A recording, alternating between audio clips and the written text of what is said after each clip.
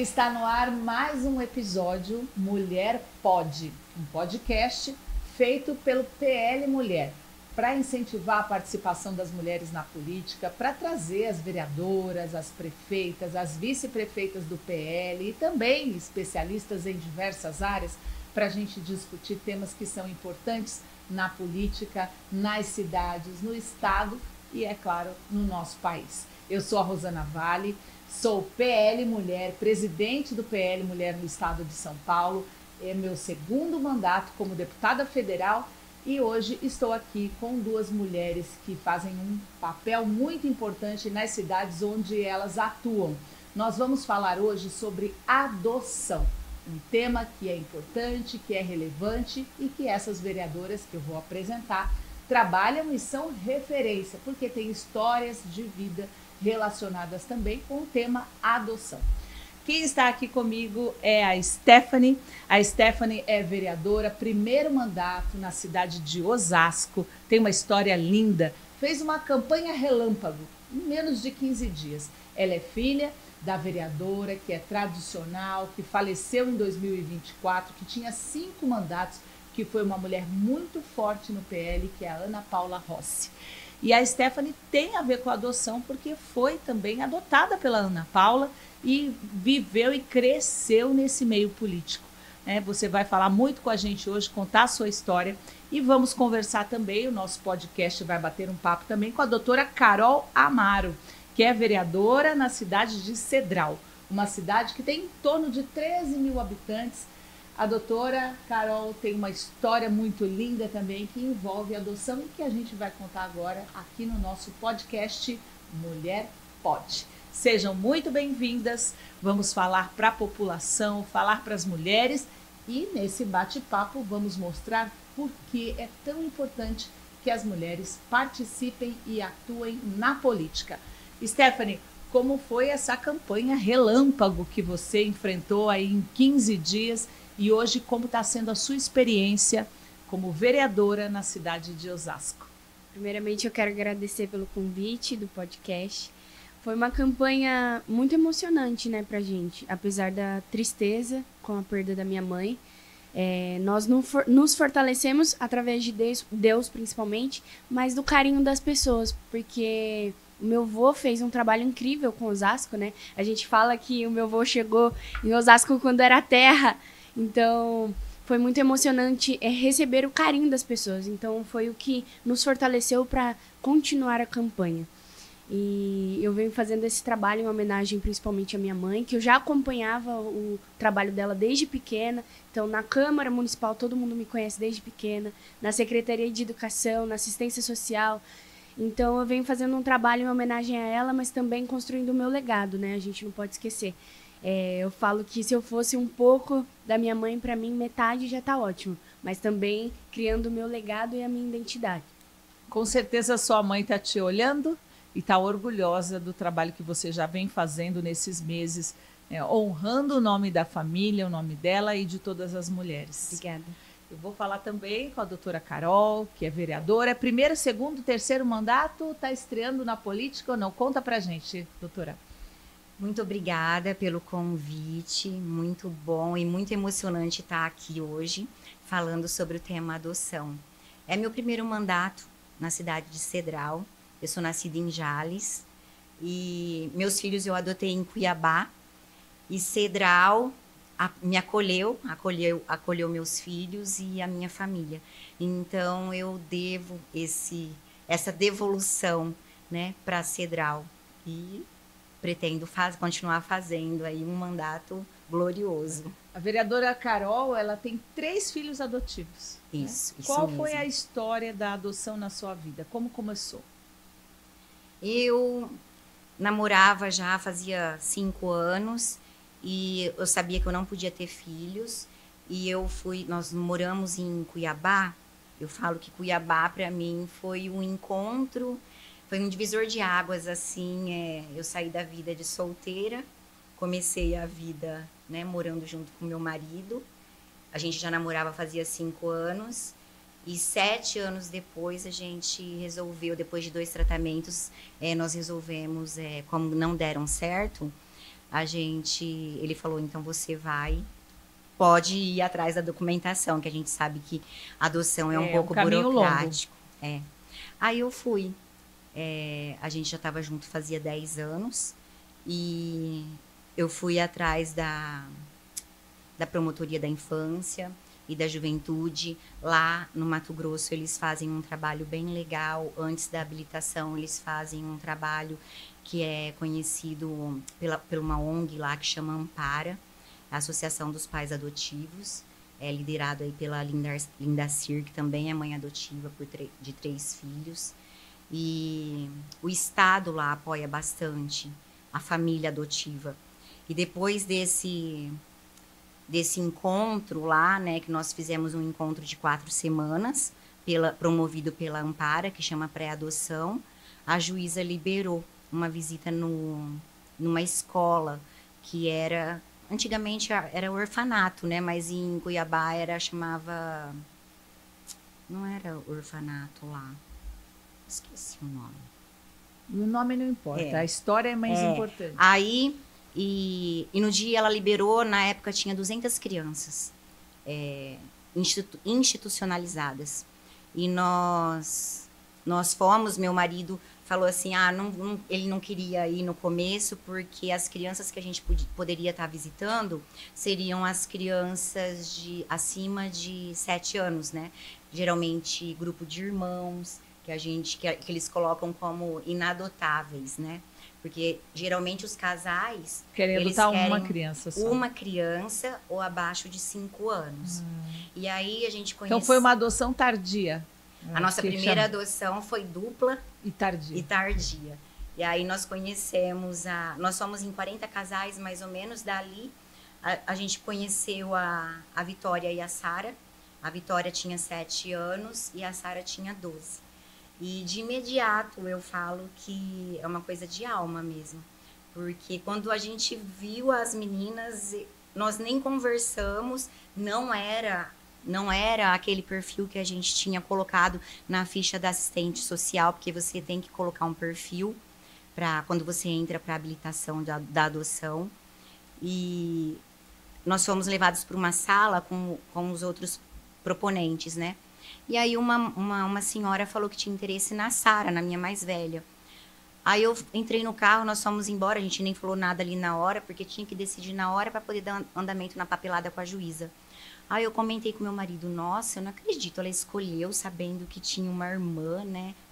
Aí ele falou assim, nossa, amor, eu tinha coragem de adotar as meninas. Duas. Eu falei, nossa, mas como assim? Vamos pro juizado, como é que você não falou? Me falou? Aí ele falou assim, uai, como é que a gente vai resolver? A gente queria uma criança, até 4 anos, e aí nós vamos adotar 2. A gente morava sozinho em Cuiabá, né? Aí, 1.200 quilômetros da cidade que minha família morava, que era Jales, ali, perto de Cedral. Aí nós fomos pro juizado. A gente foi pro juizado, ele como advogado já peticionou e a gente nós fizemos o pedido de guarda provisória para fins de adoção. E aí começou a nossa luta e o nosso encontro durou 3 meses, o primeiro encontro com as meninas. Olha só. E aí a gente já foi reformando a casa, tudo. Nós adotamos elas em 2012. E aí durante esse período de adaptação, por elas serem mais velhas, a gente levava elas para casa, pegava elas do lar de passagem, e aí a gente elas já moravam no lar fazia 2 anos. A Vitória foi tirada por maus tratos e a Sara também. Então elas iam para a escola, a minha pequena tinha trauma, então ela fazia muito xixi na roupa, sabe? E aí foi a diretora da escola. Essa é a importância que eu vejo também na política. Porque, assim, a importância da escola, a atenção na vida da criança. Ela né? que detectou, a diretora? Porque as minhas filhas, elas iam para a escola só para se alimentar. E hoje isso acontece.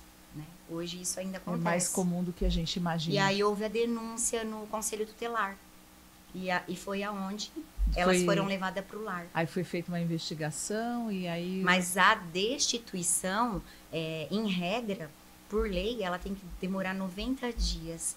mas a destituição das meninas, por ser tardia, a família, eles tentam integrar na família biológica. Sim. Então isso demorou 2 anos para sair a adoção das meninas. E como as meninas estão hoje? Elas estão lindas, né?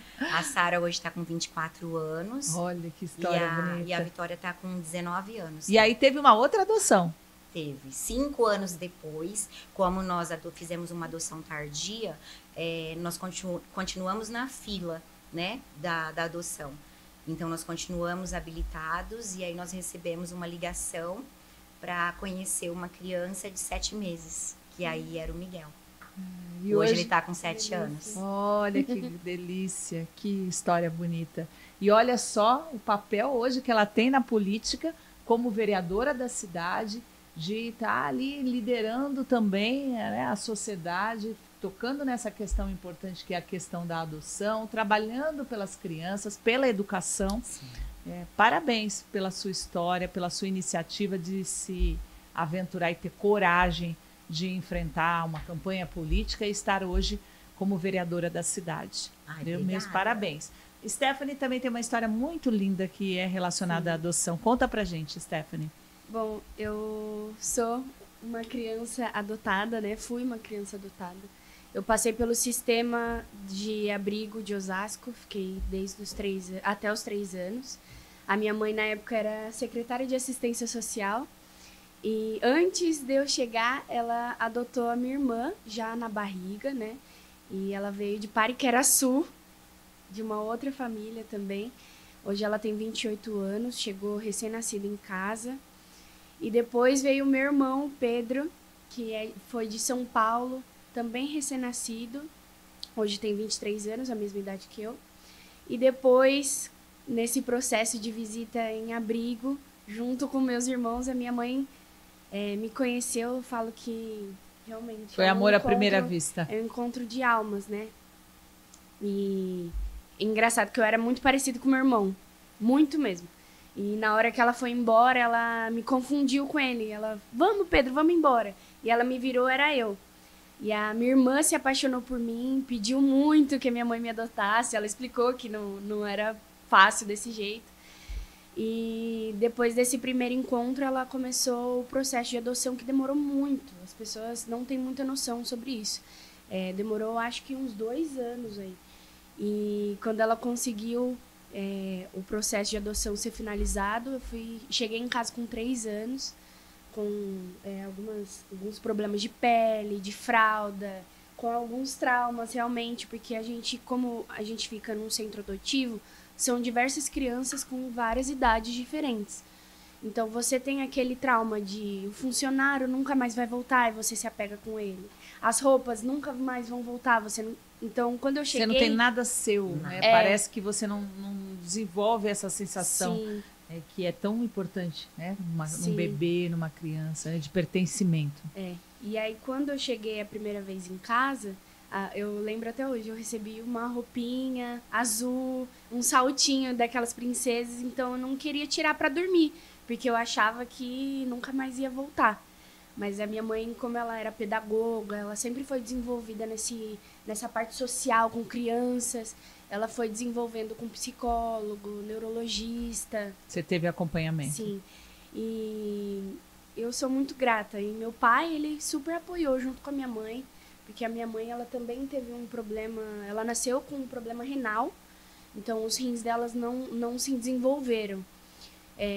Antes dela falecer, ela já era transplantada fazia 7 anos do rim, mas ela não podia ter filho do mesmo jeito, e isso não inibiu ela de transbordar o amor de outras formas, né?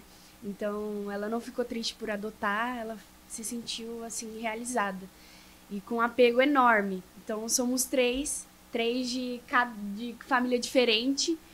E minha família super nos recebeu como se fosse filhos de sangue, né? E é maravilhoso isso. E eu sou apaixonada pela minha mãe, eu falo, porque as homenagens que eu faço pra ela nunca será o bastante, sabe? Pela mulher que ela foi. Então, meu pai também é maravilhoso, sempre foi muito presente, muito carinhoso. E eu não tenho o que reclamar. Agora eu tenho um irmão também gêmeo, que eu falo, né? Que a gente nasceu... Eu nasci dia 1º de janeiro, ele nasceu dia 8 de janeiro, os dois de 2002. E a gente brinca que somos gêmeos para todo mundo, porque até explicar, né? E tem a minha irmã de 28 anos, que é mais velha. Olha, eu conheci sua mãe e foi uma mulher incrível, maravilhosa, guerreira, determinada. E você com certeza está continuando esse legado dela na cidade de Osasco e nas suas pautas também. Você tem as mesmas lutas? Como que você, nesses meses de vereadora, a vereadora mais jovem da cidade, Sim. Com certeza, como você está encarando a política enquanto mulher, enquanto essa história bonita que você tem também e enquanto uma pessoa que foi inspirada por uma mãe maravilhosa que foi a sua? Sim. Eu venho trazendo com muita seriedade, né? Eu tive um sério problema no começo do mandato em relação à casa com os vereadores antigos, né? Porque imagina uma vereadora de 23 anos entra como candidata, entra como vereadora na casa. Então eu tive uma certa dificuldade para eles me levarem a sério como mulher e não como uma menina. Então eu sempre pautei isso durante todas as sessões, as reuniões. Então foi um pouco desafiador, porque na Casa de Leis de Osasco somos em 4 mulheres, né? 5 mulheres. Antes era 5 mulheres e agora é 4. Então, quantos vereadores? São 21 cadeiras. 21. Então foi um certo desafio. Mas eu venho buscando sempre um aprendizado, porque eu creio que nós políticos devemos sempre estar ali presentes e estudando. Então, eu venho procurando sempre trazer uma seriedade maior nas minhas pautas e trazendo as pautas da minha mãe também, as bandeiras, que era a luta da defesa das mulheres, das crianças. A minha mãe fez um trabalho lindo com a pedofilia, ela trouxe a CPI da pedofilia em Osasco. Então, eu estou tentando voltar isso em Osasco, mas também trazendo as minhas pautas, né? A juventude, já que eu tenho 23 anos, é uma possibilidade da gente abrir as portas para outros jovens participarem da política, aprender cada vez mais. E também sobre o racismo, né? Falando do racismo, fui fazer parte do PL Integração. PL Integração, e achei maravilhoso a gente fazer um network com os políticos pretos do nosso partido. Então está sendo muito legal. É uma bandeira muito importante também, Sim. Porque nós da direita, a esquerda tenta estigmatizar, né, as nossas lutas, mas nós lutamos pelo social, nós lutamos por representatividade, por essa integração e pelo respeito ao ser humano, independentemente do que ele acredita. A política pública tem que ser para todos. Sim, né? Com certeza. Parabéns mais uma vez. Nosso trabalho, eu enquanto presidente do PL Mulher no Estado, a Michele Bolsonaro enquanto presidente do PL Mulher Nacional, nós estamos levantando uma bandeira que só vai crescer, né, à medida em que nós trouxermos cada vez mais mulheres como vocês para a política, seja no bairro, né, na cidade, no estado e no nosso país. Carol, você também tem essa bandeira enquanto vereadora em Cedral, incentivar a adoção, criar políticas públicas que protejam as nossas crianças. Como você tem trabalhado nesses meses? Com certeza. Eu entrei com um projeto esse mês a respeito da emissão de certidão criminal para os funcionários terceirizados, funcionários municipais que trabalhem com as crianças, né? Eu acho que isso é muito importante. Como assim? Eles só podem ser contratados se eles não tiverem antecedentes? Se eles não tiverem antecedentes criminais. Interessante. Isso é muito importante, principalmente a cada 6 meses, as empresas, caso seja terceirizada, tá fazendo essa atualização. Porque isso daí já evita. Teve um caso numa cidade ali próximo que uma funcionária municipal da saúde estava sendo molestada dentro da sala, entendeu? Na sala de enfermagem. Então, assim, eu vejo a necessidade, a gente tem que trabalhar, nós como vereadores, nós precisamos trabalhar essas pautas, nós precisamos trabalhar com a... melhoria, né? Como que fala quando a prevenção, Prevenção. Né? A prevenção é muito importante. eu estava tentando não, eu cheguei a levar em pauta a lei anti-Oruan, que ela é trabalhada já em vários municípios, e lá em Cedral, alguns vereadores foram contra, porque eles acham que eu posso estar coibindo algum cantor a não Explica não melhor para a participar. gente, para quem não acompanha, o que É a lei É. anti-Oruan? Ela proíbe qualquer tipo de música que faça demagogia ao crime e faça demagogia. Apologia. Que faça apologia ao crime e faça apologia às drogas. Então, foi o que eu falei pro E você encontrou resistência de aprovar essa lei? Sim, porque eles falam assim, vai deixar de contratar, por exemplo, um cantor sertanejo, porque às vezes ele vai tocar uma música que é o hit de momento. Eu falei assim, mas desde que ele não coloque em risco a nossa infância e a nossa juventude com esse tipo de música agressiva, ele vai poder cantar. Como é que pode a gente fazer apologia ao crime com uma música? Hoje em dia o que eu mais vejo é que no grupo de crianças e jovens é muito normalizado, né? Questões de música, de apologia sexual, de apologia às drogas, ao crime. Então, a gente está vivendo num mundo que... Há uma inversão de valores. Que eles normalizam esse tipo de coisa. Então, é muito absurdo. Outro tema que aconteceu agora é o Dia das Mães. O município de Cedral não comemora mais o Dia das Mães. Eles comemoram só nas escolas. O Dia da Família. O Dia da Família no dia 17 de maio.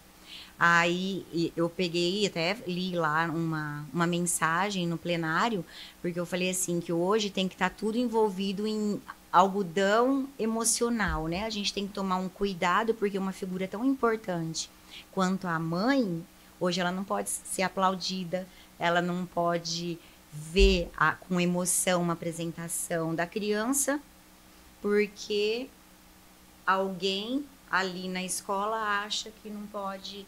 não, mas aquela criança não tem família, ou aquela criança tem 2 pais, aquela criança participa de um outro grupo familiar.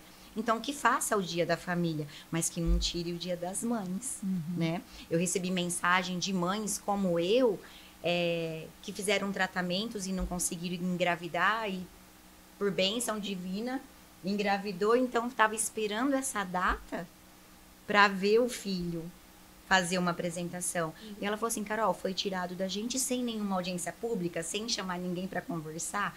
Então, precisa ter esse olhar mais carinhoso. E ali, o que acontece? Eu acho que em vários lugares, eu acho muito importante a gente falar e ter a mulher na política, porque a gente dá voz. A gente dá voz, a gente consegue acabar com a injustiça, né? Porque as mães não podem falar, tanto mãe de autista... Tem muita gente, né, principalmente na área da educação, enxerga que é tudo frescura, e não é, né? Eu faço parte de um grupo de mãe autista lá em Cedral, que é preocupante as situações, por exemplo, as crianças vão até outra cidade porque a gente não tem terapeuta, não tem TO, não tem terapeuta ocupacional, essas crianças saem da escola, a mãe tem que viver para essa criança. E como que essa mãe alimenta? E essa mãe tem a gente sabe qual é o trabalho de uma mulher. Então, a gente tem que limpar, né? Limpa a casa, cuida de outra criança, tem que fazer comida. Então, além de tudo, ela tem que fazer todo esse trabalho assistencial para a criança dela se desenvolver. Dentro de Cedral, e às vezes, né, ela não tem apoio psicológico. E a pessoa que cuida também precisa ser cuidada. E é importante esse olhar feminino. Sim. Porque muitas vezes é um problema que, se a gente tiver uma Câmara de Vereadores só de homens, eles não vão falar desse assunto. Porque só quem vive, quem passa pelo problema, quem sabe lidar no dia a dia com aquela situação, talvez tenha uma resposta. Sim. A gente teve um debate muito importante sobre as mães atípicas, né? De Osasco, porque a gente muito se fala sobre a parte de assistencialismo da parte da criança, do jovem, que é muito importante. Mas a gente também acaba colocando uma venda por cima das mães, né? porque elas passam por muitas dificuldades psicológicas, financeiras, porque não tem, às vezes, apoio da família, muitas vezes o pai que descobre que a mãe tem o TEA, ele some, então ela assume tudo sozinha. Então a gente trouxe muito em pauta isso, que é muito importante e que falta realmente muita política pública para elas. Exatamente. E a política pública começa na base, na cidade, no atendimento direto com os moradores daquela região, daquela cidade. Por isso a importância de termos mulheres na política, de termos esse olhar diferenciado. A mulher tem um olhar diferenciado. A gente não quer competir com os homens, é diferente, né, o jeito que as mulheres de direita, as mulheres conservadoras encaram a política. É uma maior participação lado a lado com os homens. É isso que nós estamos fazendo, o nosso papel. Vocês duas são um exemplo disso, né, nas áreas que vocês atuam, na Câmara Municipal das cidades de vocês, eu lá em Brasília, mas em todas as discussões que a gente participa, os encontros, as audiências públicas que falam da participação das mulheres, é provado. Nos países onde as mulheres participam mais da política, são países com mais justiça social. Sim. São países diferenciados, onde há um respeito maior da sociedade, e isso é gradativo, não é do dia para a noite.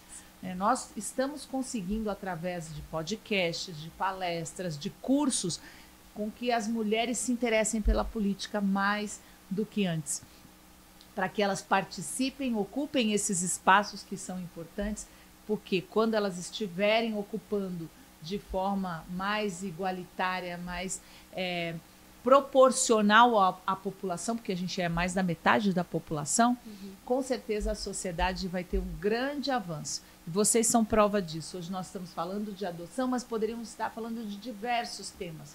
Estamos tratando, já falamos das mães atípicas também, tivemos um podcast para falar das mães atípicas que foi exibido próximo ao Dia das Mães, e é importante. Agora eu quero que vocês falem de um sonho que vocês têm na cidade de vocês, relativo ao trabalho, seja com as crianças, com a educação. Você tem, por exemplo, doutora Carol, algum projeto que você tem o sonho de implantar na sua cidade para que você veja assim, eu estou deixando o meu legado aqui. Qual é o teu sentimento, assim, teu sonho para deixar como política pública ou como projeto? Eu tenho muita vontade e acredito que nós vamos conseguir implantar dentro de Cedral um centro terapêutico ocupacional para as mães atípicas, mães, crianças e adolescentes atípicos. Quero ver você aqui contando da realização desse sonho em breve no nosso podcast. E você, Stephanie? Eu tenho um sonho que é tornar obrigatório as aulas de Libras nas escolas municipais, como inglês, português, espanhol. Mas está sendo uma luta, né? Porque como mexe com questão orçamentária, para a gente está sendo muito dificultoso. Mas é o meu sonho aí. E gostaria muito também de levar um centro TEA para Osasco. Eu vi que em São Paulo já tem também. A gente recebeu um ex-vereador de Guarulhos, que o Jorginho, acredito que seja, que é de outro partido, mas ele é vereador com TEA. Então, ele trouxe a ideia sobre o centro de TEA e eu gostaria muito, seria um sonho. Mas, por enquanto, meu primeiro é mesmo mexer com as Libras. As Libras. E lá na sua cidade, Osasco, não acontece isso? Não tem? Nós temos aulas gratuitas de Libras, fornecido pela prefeitura, só que é para adultos, né? Mais para adultos, para pessoas que já estão fora da escola municipal, mas eu queria que fosse implementado nas escolas municipais, para as crianças, porque a gente vê uma pesquisa, principalmente em crianças que têm TEA, que não falam, que a Libras ajuda muito elas a se comunicarem. Elas não falam, mas elas podem se comunicar pelas Libras. Então, seria muito importante para a gente ensinar as Libras, não para quem é surdo só, mas para quem é ouvinte também. Então, eu queria muito trazer esse projeto. São projetos muito importantes. A gente está vendo também o aumento no número de diagnósticos, né, do transtorno do espectro autista. Parece que nas últimas pesquisas que foram feitas, a cada 36 nascimentos, é um para cada 36 E parece que vai aumentar. As pesquisas que mostram é que provavelmente vai aumentar cada vez mais os casos. E as cidades precisam se adequar, porque hoje a gente tem uma grande dificuldade na área da saúde e na área da educação com relação a isso. Se criou uma lei federal que é maravilhosa, né, que trata da inclusão, é maravilhosa no papel, mas que ela não tem efetividade na prática. O que a gente vê na realidade da maioria das escolas, aqui no estado de São Paulo, por exemplo, é uma realidade diferente, né? A inclusão que não inclui. Eu fiz uma campanha para o executivo na minha cidade, que é Santos, e vi, né, as queixas constantes da população, das mães atípicas, falando que o filho fica na escola, mas que ele não aprende. Ele fica na escola para mostrar que há uma inclusão, mas ele volta para casa mais triste, mais chateado, porque a professora não dá conta. Às vezes tem 5, 6 crianças na mesma classe, ela não... E uma monitora, né, uma orientadora ali, auxiliar, que não dá conta. Então, é importante que a gente finque essa bandeira. É importante, eu não consigo pensar as cidades hoje que não tem uma mulher na Câmara Municipal. Quanto faz falta isso? Então, você que está assistindo a gente, nosso podcast do PL Mulher Pode, pense sobre isso. Precisamos eleger mais mulheres para que essa não fique desigual. Numa sociedade, a sociedade caminha bem, né, quando há uma participação igualitária de homens e mulheres, seja na política, nos postos de liderança, porque a gente vem enfrentando também dificuldades. As mulheres, dificilmente, quando elas ocupam um cargo de liderança, elas ganham igual aos homens. Também está nos relatórios, nas estatísticas, que nós ainda temos um grande desafio pela frente, né, aumentar a participação das mulheres nos espaços de poder. Você, Stephanie, é uma grande inspiração para mulheres, para jovens que queiram entrar na política e às vezes pensam, não vou, que não é para mim. É para você, sim. A política é para todos nós, porque a política é onde a gente decide o futuro das cidades, do estado, do nosso país. Né, Carol? A mesma coisa. Você decidiu ser política de um dia para outro ou não? Foi um amadurecimento na sua vida? Eu sou advogada lá em Cedral. E meu sogro foi coordenador da educação no primeiro mandato dessa leva que está vindo aí, desde 8 anos atrás, né? Que é o mesmo prefeito que está... Eu falo que tem muito coronelismo, né? Ainda tem. Ainda tem muito coronelismo e Cedral sofre com isso. E quando eu vi, por exemplo, meu sogro hoje está com 82 anos e ele estudou na única escola municipal que tem em Cedral. E eu não me conformo com isso. É uma escola linda, só que está defasada em relação à falta de estrutura. E a gente estava com um governo de 8 anos atrás, só mudou de prefeito, o vice assumiu, né? Está no novo mandato e não levantou um tijolo. Então, quando eu vi que tava as crianças com intervalo intercalado, eu vi essa deficiência. A gente tem ótimos professores, o ensino é muito bom, só que se a gente tivesse a estrutura, seria melhor, né? Então, a gente não pode se acomodar. Aí eu falei, bom, se para mudar eu vou ter que entrar, porque eu recebia tanta reclamação na área da saúde, na área da educação, falta de infraestrutura. Cedral hoje ainda tem bairros, por ser uma cidade pequena, tem bairros que é fossa séptica. Então, assim, as pessoas não podem se acostumar. É uma cidade gostosa porque é interiorana, mas a gente não pode se acostumar com um pouco, né? Eu falo aquela política do pão e circo, né? A gente faz uma festa legal e pronto, agradou todo mundo. E eu acredito que dá para mudar. Eu acho que o olhar feminino consegue mudar junto com a população. Eu recebo bastante demanda.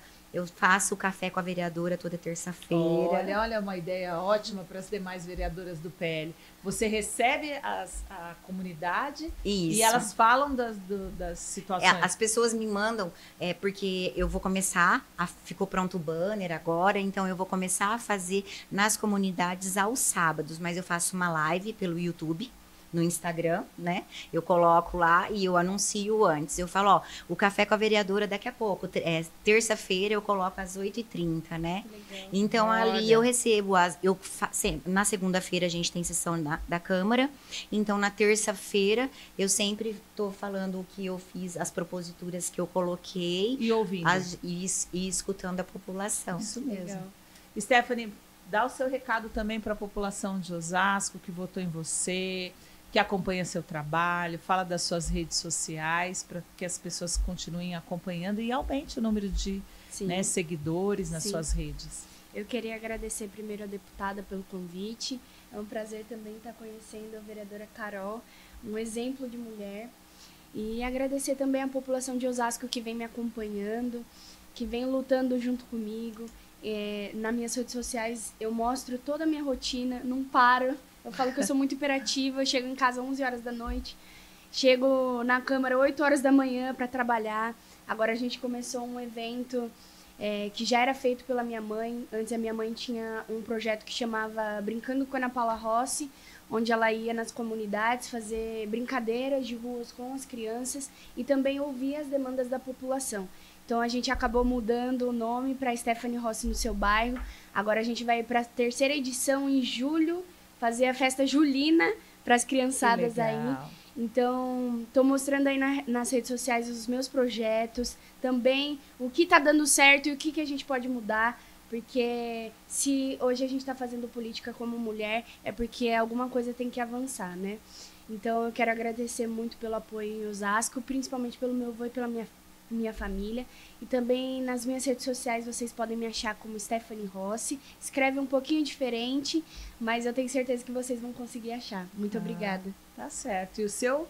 O meu é doutora, né? DRA Carol.Amaro. Muito legal que teve uma pesquisa lá agora dos 120 dias de mandato. 120 dias de mandato, e eu fui escolhida pela população como a vereadora mais atuante. Então, muito obrigada aí à população de Cedral. Olha que bacana, é isso que a mulher faz na política.